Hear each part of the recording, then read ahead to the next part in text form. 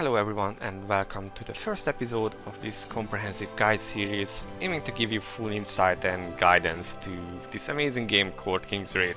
Being the first episode, let's jump into the game and start with some introductions. So if you are watching this, chances are that you are familiar either with myself or 킹스레이드, but as said, introductions are in order, so let's get on with that. My name is Cloudie, as you can see in the top left corner, and sadly I'm not nearly as good looking as the pretty lady in my profile picture, but yeah, that's what it is. The game we are talking about is 킹스레이드, developed by a Korean development studio called Vespa. It's been released in the West in early 2017, and I have been playing ever since then, so that's a good 4 years. If you wanted to categorize the game itself, then it's a mobile game because it's developed for Android and iOS systems, although there is a Windows client coming up soon, so that should make accessing the game a lot easier.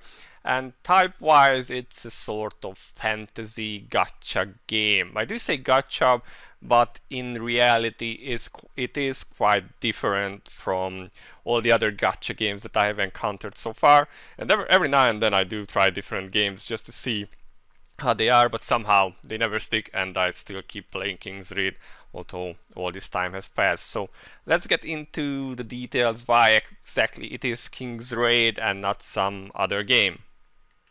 So why 킹스레이드 and not one of the other, say, a dozen different mobile games that I have tried over the years? Well, if you've been playing these yourself, when you hear the terms free-to-play mobile game or gacha, then probably one of the first things that comes to your mind is that you will not really be seeing a real game, but more like something, a poorly designed disguise built around a slot machine, and that you will be encountering nearly predatory methods from the development company trying to force you to pay real money, and that at the end the game that you are playing isn't even a real game. It doesn't really have any depth to it. It doesn't have real mechanisms, systems. It's just a shell of a game trying to force you to pay. And in this regard, well, this is one of the regards that points where 킹스레이드 is really different. Up to this point, there is very little, almost nothing that you cannot obtain in the game without paying real money, and you can still progress being completely free to play at a reasonable pace. Of course, though, this is a product made by a company and the company needs to have revenue, so there are monetization methods to it. There is monetization in the game, but at the end of the day, even if you are completely free to play, you can progress at a reasonable pace, and you will not be hitting paywalls wherever you try to go. And I think that's really important, that you can enjoy the game even without being forced to play. Of course, pay. Of course, if you decide you want to support the company, you can do so. You can progress faster and so on and so on. But at the end of the day, you can play this at a reasonable pace without needing to pay. The other is, as I mentioned, that other games tend to be not really developed to be real games. So many times I've seen just copy-paste versions of Rock Paper Scissor with the sometimes additional part of Lizard and Spock being added, but there wasn't too much imagination put into it. There wasn't too many interesting parts put into it, and I have to be honest, I'm not terribly interested when, say, I get to have 5% more damage. It's like woohoo. So in this part, or in this regard, 킹스레이드 really feels like an RPG game, a classic RPG game, where if you just look at one of your characters, like let's say Talisha, who is number 1 in my list right now, you have a whole set of stats, and this is not even nearly all of them. You have various skills. These skills have perks that change how they function. You have unique treasures that change these various skills. You have a unique weapon that belongs to that character only and also gives it extra abilities or skills, or just changes how some things work. And then there is a soul weapon, which is an upgrade to the unique weapon, and that also adds an extra depth of complexity to the game. And I personally quite like this.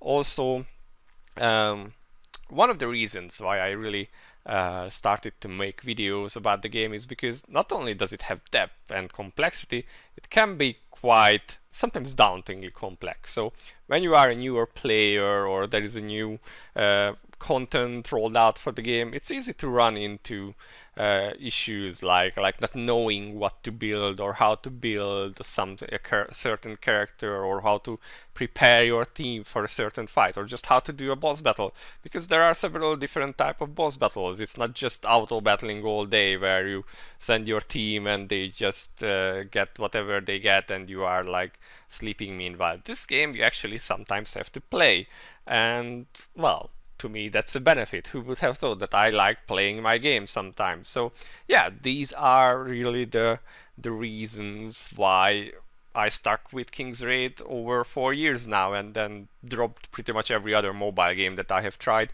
because I found no depth in them and found no interest in them. So I tend to do very long videos, and if you are gonna be following me, then you will probably find that. But let's just give a sort of review to the game itself, like the points that many other people or many people tend to look at. So let's start with the visuals. This is actually in game right now, and we can zoom in a little. So what you see here is one of the newer characters that I'm using as my avatar and my profile picture.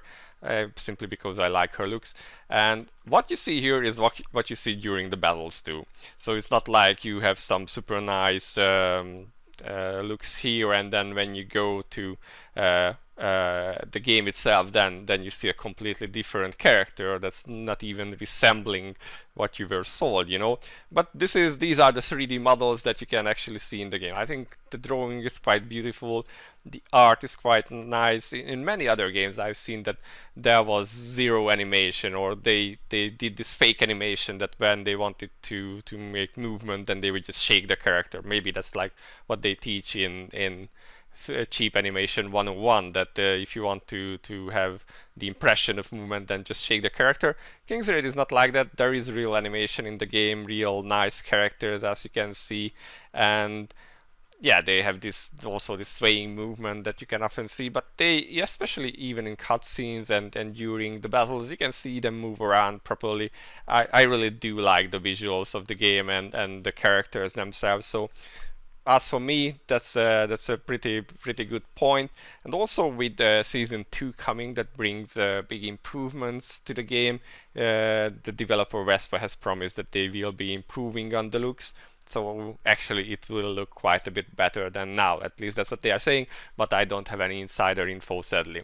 Now moving on to the sound effects. All the characters have their own voice actor, and there are like 3 different voices, I believe Japanese, Korean and English, that you can select for each character. Most of the cutscenes and the story modes are not voiced, sadly, but there are, for instance, the characters talk when they are, or call out their skills that they use. I personally usually turn that off because I don't really like 4 to 8 characters yelling their skills constantly. To me, that's a bit less fun to listen to. But yeah, so there are actually pretty big names from the voice actors or among the voice actors and voice actresses, so that's pretty nice. And the sound effects are pretty top notch, and the music, the background music, is also there are some collaboration with like with a K-pop band called Dreamcatcher, a real artist producing the theme song. So yeah, they really put effort and money into creating the product, and I think that's a great thing. I like listening to the music of 킹스레이드 every now and then, even when I'm not playing, and I just put it in the background. There is an album that they released recently, and you can just listen to it. So that's quite nice. I think the sound effects and the visuals are really there. Now let's move on to the story. The story itself starts pretty generic. Anime's teenage hero boy goes out to save the world, and then as you progress through the stages, the story mode stages, and you get on and on, at some point it takes a turn, and a pretty dark turn, which I found not only surprising but quite intriguing, and I have very much loved the turn of events from there. And the the story writing got so good. I was super hyped to watch the stories, the cutscenes, which are top-notch CGI. Like I kid you not, it's really well animated. It could be in any AAA game what you are seeing in those cutscenes. So yeah, again, a lot of effort has been put there, both into the writing and making those stories, those tales come to life. So I would say, again, definitely a plus point for the game. And then moving on, there are two more parts, of course, the gameplay and the characters. Let's start with the characters. Right now there are 101 characters in the game. The company has slowed down a little bit with releasing new characters, because probably they realize that it's very hard to create new characters now without introducing extreme power creep to the game, which is always also a plus point to me, because in gacha games it's usually like new character comes out and invalidates everything else that you had until that point.